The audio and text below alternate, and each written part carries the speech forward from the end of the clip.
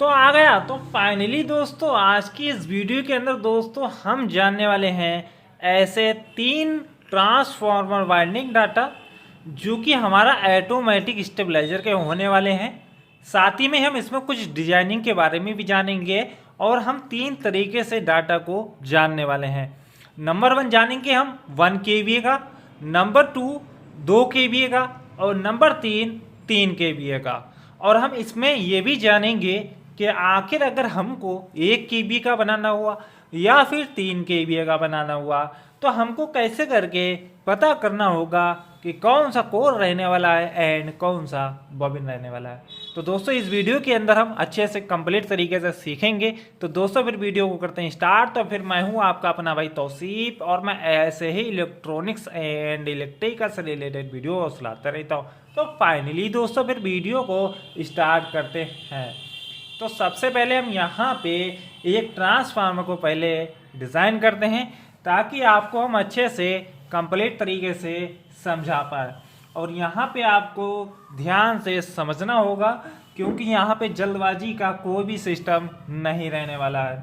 तो दोस्तों सबसे पहले हम एक ट्रांसफार्मर को यहाँ पे डिज़ाइन कर रहे हैं और ये जो ट्रांसफार्मर रहने वाला है हमारा 4 लूप एंड हमारा 5 लूप। तो हम यहाँ पे जो 4 लूप में डिजाइन करेंगे, आप चाहें तो इसको 5 लूप में भी कर सकते हैं।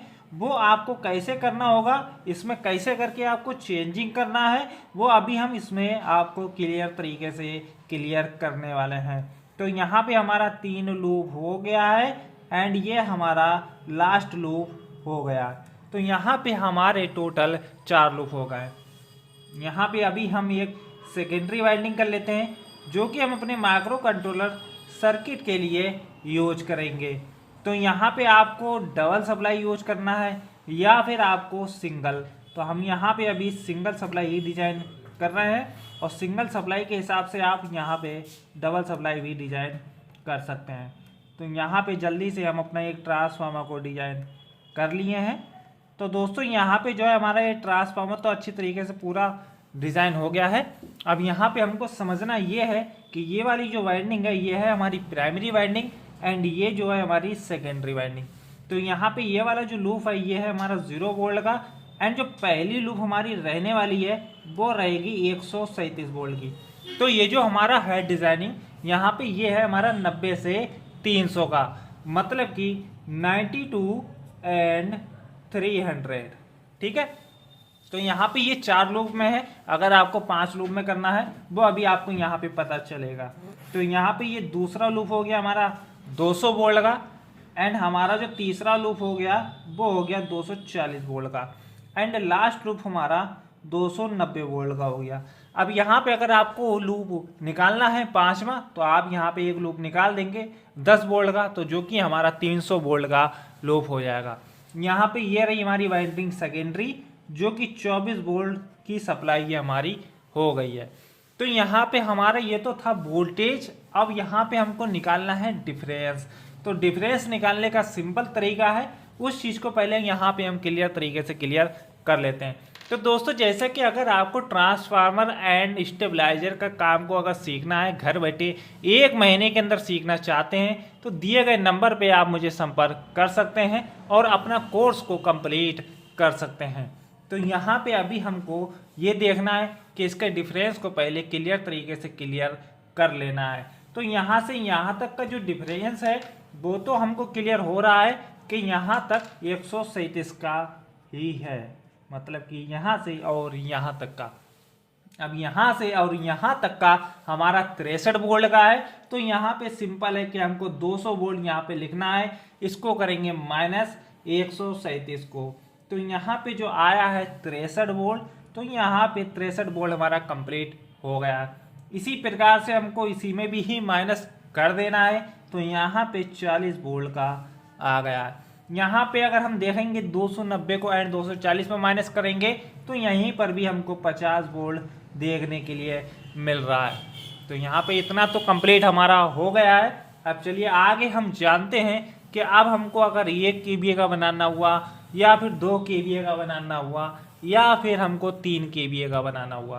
तो यहाँ पे हम कुछ आपको कोर एंड बॉबिन का साइज बताते हैं पहले तो हम 1 kVA का यहाँ पे आपको क्लियर कर देते हैं ताकि आपको 2 kVA का डिज़ाइन करना हो इसी प्रकार से कर लेंगे, एंड 3 kVA का करना हो इसी प्रकार से कर लेंगे।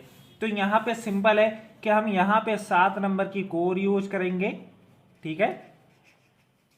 और बॉबिन जो साइज रहने वाला है वो हमारा 2 इंच का रहने वाला है, ठीक है। बॉबिन साइज हमारा 2 इंच का है और कोर नंबर हमारी 7 है। तो यहाँ पे इसकी हम कैलकुलेशन करेंगे और इसी प्रकार से ही आपको कैलकुलेशन को करना पड़ेगी, ठीक है। तो 7 नंबर की जो कोर होती है उसका जो बीच का जो साइज होता है, जो पत्ती का जो साइज होता है, मतलब कि ऐसे समझिए यहाँ पे मैं एक कोर को डिजाइन कर रहा हूँ और यहाँ पे आप क्लियर कर लीजिए। तो यहाँ पे जो इसका जो साइज होगा हमारा पत्ती का यहाँ से और यहाँ तक का, इसी का ही साइज हमको कोर में देख लेना है। तो यहाँ पे इसका जो साइज है वो है हमारा 2 इंच और इसको करेंगे हम मल्टीप्लाई बॉबिन के साइज में। तो यहाँ पे हम 2 इंच को और 2 इंच को मल्टीप्लाई करेंगे तो टोटल यहाँ पर हम देखते हैं 2 × 2, तो यहाँ पे आ गया है हमारा 4, ठीक है। ये 4 हमारा टोटल आ गया है। अब हमको क्या करना है, 7.5 में इसको भाग कर देना है 4 को, तो जो भी आएगा वो यहाँ पे हमारी TPB आ जाएगी। तो सिंपल है 7.5 भाग 4, तो यहाँ पे आया है 1.875। तो हमको सिंपल ले लेना है 1.8, ठीक है। तो यहाँ पे हमारी जो TPB आई है वो आई है 1.8 की। अब हमको इसी के हिसाब से यहाँ पे हमको टर्न्स को निकाल देना है। तो सिंपल हम निकाल लेते हैं और आपको यहाँ पे क्लियर तरीके से क्लियर कर देते हैं। तो 1.8 एंड इसको मल्टीप्लाई करेंगे 137 में, तो यहाँ पे टोटल आए हैं 246 टन। तो मतलब कि जो यहाँ पे जो टन आए हैं वो आए हैं 246 टन पहली लूप में, ठीक है। फिर हमको लेना है वैसे ही 1.8 मल्टीप्लाई करेंगे 63 वोल्ट में और यहाँ पे जो आया है 113 टन, ठीक है, 113 टन दूसरी वाली लूप में। अब यहाँ पे भी हमको ऐसे ही करना है 1.8 मल्टीप्लाई 40, तो यहाँ पे आए हैं हमारे 72 टन, ठीक है। इसी प्रकार से हमको इसमें भी कर देना है, तो 1.8 मल्टीप्लाई 50 वोल्ट, तो यहाँ पे आए हमारे 90 टन, ठीक है। यहाँ भी इसके लिए भी अगर निकालना है तो 1.8 की TPB लेंगे हम, मल्टीप्लाई कर देंगे 24 वोल्ट में और यहाँ पे हमारे टन आ गए हैं 43, ठीक है। तो यहाँ पे टर्न्स वोल्टेज और डिफरेंस कैसे निकालना था वो हमारा यहाँ तक क्लियर हुआ है। टर्न्स को कैसे करके हम निकालेंगे वो यहाँ पे क्लियर हुआ है। कैसे करके हमको यहाँ पे सिलेक्शन करना होगा वो यहाँ पर क्लियर हुआ है। अब यहाँ पे ये जो रहा है हमारा 1 kVA का, मतलब कि 7 नंबर की कोर लेंगे एंड 2 इंच का बॉबिन लेंगे और इसमें जो वायर गेज जो चलाएंगे हम वो 18 नंबर का लेने वाले हैं, ठीक है, 18 नंबर का वायर गेज। और सेकेंडरी में लेंगे तो हम ले लेंगे 24 या फिर 25 नंबर, ठीक है। तो ये हमारा 1 kVA का हो गया डाटा। अब हमको अगर 2 kVA में करना हुआ तो हम कैसे करेंगे, एंड 3 kVA में करना हुआ तो कैसे करेंगे। 7 नंबर की कोर हमारी रहने वाली है 2 kVA में एंड जो बॉबिन का जो साइज रहेगा वो हमारा रहेगा 2.5 इंच का, मतलब कि 7 नंबर की कोर एंड 2.5 इंच का बॉबिन साइज, ठीक है। ये हमारा हो गया 2 kVA का एंड हमको जो 3 kVA में करना होगा फिर हम क्या करेंगे 7 नंबर की कोर एंड 3 इंच का बॉबिन, ठीक है। तो ये हो गया हमारा 3 kVA का।